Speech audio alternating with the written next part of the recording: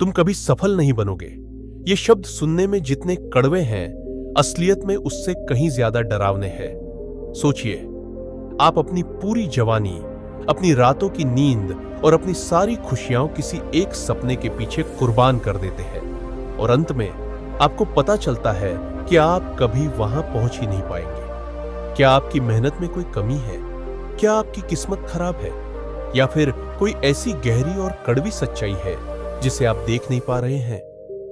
आज की यह कहानी सिर्फ एक कहानी नहीं, बल्कि उन हर एक इंसान के लिए एक आईना है जो दिन रात भाग रहे हैं पर कहीं पहुंच नहीं पा रहे। अगर आप भी उसी मोड़ पर खड़े हैं जहां मेहनत का फल नहीं मिल रहा, तो अगले कुछ मिनट आपकी सोच की दिशा बदल देंगे, क्योंकि कभी कभी हारना हमारी नियति नहीं, हमारी गलतियों का नतीजा होता है। चलिए जानते हैं उस युवक की कहानी जिसे एक महात्मा के इन शब्दों ने पूरी तरह तोड़ दिया, और फिर कैसे उन्हीं शब्दों ने उसे इतिहास रचने के काबिल बनाया। एक समय की बात है, एक घने और शांत जंगल के बीचों बीच एक प्राचीन आश्रम था, जहां एक बहुत ही ज्ञानी और तपस्वी महात्मा रहते थे। उनकी ख्याति दूर दूर तक फैली थी और लोग कहते थे कि उनके पास हर समस्या का समाधान है। उसी नगर में आर्यन नाम का एक युवक रहता था, जो अपनी मेहनत और जुनून के लिए जाना जाता था। आर्यन का केवल एक ही सपना था, वह दुनिया का सबसे सफल और अमीर आदमी बनना चाहता था। उसने अपनी पूरी जवानी किताबों को पढ़ने, नए नए व्यापार शुरू करने और दिन रात काम करने में झोंक दी थी। वह सुबह सूरज निकलने से पहले जागता और रात को तब तक काम करता जब तक कि उसकी आंखें थकान से बंद न होने लगी। लेकिन इतनी मेहनत के बावजूद उसे वह सफलता नहीं मिल रही थी जिसका उसने सपना देखा था। उसके साथ के लोग, जो उससे कहीं कम मेहनत करते थे, आगे निकल गए थे। कोई बड़ा व्यापारी बन गया था, तो कोई राजनीति में ऊंचे पद पर आसीन था। आर्यन को लगा कि शायद उसकी किस्मत ही खराब है, या फिर भगवान उससे नाराज है। हताशा और निराशा के गहरे सागर में डूबा हुआ आर्यन एक दिन उसी महात्मा के पास पहुंचा। आश्रम का वातावरण अत्यंत शांत था, लेकिन आर्यन के भीतर तूफान मचा हुआ था।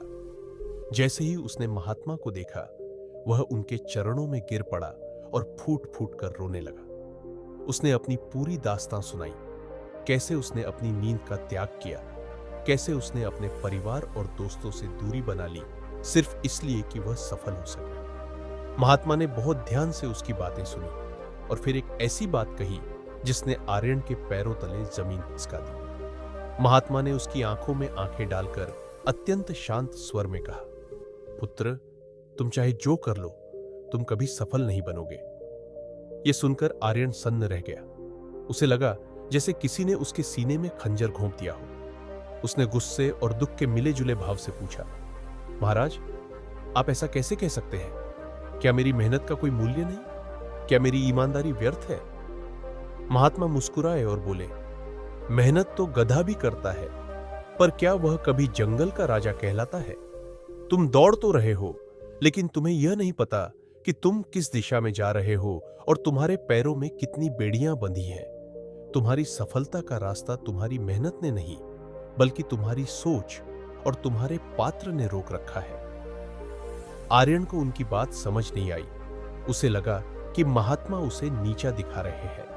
उसकी प्रतिक्रिया देखकर महात्मा ने उसे एक चुनौती दी। उन्होंने कहा, अगर तुम्हें लगता है कि तुम सफल होने के योग्य हो, तो तुम्हें एक परीक्षा पास करनी होगी। अगले 7 दिनों तक तुम्हें इस पहाड़ की सबसे ऊंची चोटी पर 7 विशेष पत्थर पहुंचाने होंगे। लेकिन शर्त यह है कि तुम्हें अपनी आंखों पर एक काली पट्टी बांधनी होगी और रास्ते में किसी से मदद नहीं लेनी होगी। अगर तुम 7वें दिन चोटी पर पहुंच गए, तो मैं मान लूंगा कि तुम सफल हो सकते हो। तभी फिर से आर्यन बोल पड़ा, लेकिन महाराज, आंखों पर पट्टी बांधकर किसी पहाड़ पर चढ़ना तो नामुमकिन है। यह मैं कैसे कर सकता हूं? इसका जवाब देते हुए महात्मा ने बोला, यही तो तुम्हारी परीक्षा है। जिस पर मायूस होते हुए भी आर्यन ने उस न चुनौती को स्वीकार कर लिया। पहले दिन आर्यन ने अपनी आंखों पर पट्टी बांधी और एक पत्थर को अपने झोले में रखकर पहाड़ की चढ़ाई शुरू की। रास्ता पथरीला और कटीला था। जैसे ही उसने पहला कदम बढ़ाया, वह एक बड़े पत्थर से टकराकर गिर पड़ा। उसकी पट्टी थोड़ी सरक गई, लेकिन उसने उसे फिर से ठीक किया और आगे बढ़ा। उसे रास्ता दिखाई नहीं दे रहा था, इसलिए वह बार बार भटक जाता। कभी झाड़ियों में फंसता तो कभी ढलान से नीचे फिसल जाता। उसके घुटने छिल गए थे, हाथों से खून निकल रहा था, लेकिन उसके मन में एक ही जिद्द थी, महात्मा को गलत साबित करना। वह रात होने तक रेंगते रेंगते चोटी पर पहुंचा और पत्थर वहां रखकर वापस आया। अगले 6 दिनों तक यही सिलसिला चलता रहा। हर दिन वह एक नया पत्थर उठाता, चोट खाता, गिरता, संभलता और अंततः चोटी तक पहुंचता। 7वें दिन जब वह आखिरी पत्थर लेकर चोटी पर पहुंचा तो वह बुरी तरह थक चुका था। उसका शरीर जवाब दे रहा था, लेकिन मन में जीत की खुशी थी। चोटी पर पहुंचते ही उसे महात्मा की आवाज सुनाई दी, अपनी पट्टी खोलो पुत्र। जैसे ही आर्यन ने पट्टी खोली, वह खुशी से चिल्लाने वाला था, लेकिन अचानक उसकी नजर चोटी पर पड़ी और वह दंग रह गया। चोटी पर एक भी पत्थर नहीं था। वह घबरा गया और बोला, महाराज, मैं रोज यहां एक पत्थर रखकर जाता था, वे सब कहां गए? क्या किसी ने उन्हें नीचे फेंक दिया? महात्मा ने शांति से नीचे की ओर इशारा किया। आर्यन ने देखा कि पहाड़ के रास्ते में जगह जगह पत्थर बिखरे पड़े थे। दरअसल उसका थैला, जिसमें वह पत्थर रखकर ले जाता था, वह नीचे से फटा हुआ था। चोटी तक पहुंचते पहुंचते पत्थर रास्ते में ही कहीं गिर जाते थे और आर्यन को पता भी नहीं चलता था, क्योंकि उसकी आंखों पर पट्टी बंधी थी। वह सिर्फ चोटी तक पहुंचने की धुन में भाग रहा था। उसने कभी यह नहीं देखा कि जो बोझ वह उठा रहा है वह उसके पास सुरक्षित है भी या नहीं। आर्यन वहीं घुटनों के बल बैठ गया और रोने लगा। महात्मा ने उसके कंधे पर हाथ रखा और कहा, पुत्र, यही तुम्हारी जिंदगी की सबसे बड़ी सच्चाई है। तुम सफल इसलिए नहीं हो रहे क्योंकि तुम भी अपनी जिंदगी में पट्टी बांधकर भाग रहे हो। वह पट्टी है अहंकार, अज्ञानता और बिना सोचे समझे की गई मेहनत की। तुम मंजिल, सफलता तक तो पहुंचना चाहते हो, लेकिन तुम अपनी कमियों के फटे हुए थैले को ठीक नहीं कर रहे। तुम्हारे भीतर धैर्य की कमी है। तुम दूसरों की देखा देखी दौड़ रहे हो, और सबसे बड़ी बात, तुम प्रक्रिया का सम्मान नहीं कर रहे, सिर्फ परिणाम के पीछे भाग रहे हो। जब तक तुम्हारा चरित्र और तुम्हारा कौशल उस सफलता को संभालने के लायक नहीं होगा, तब तक सफलता तुम्हारे पास आकर भी फिसल जाएगी, ठीक इन पत्थरों की तरह।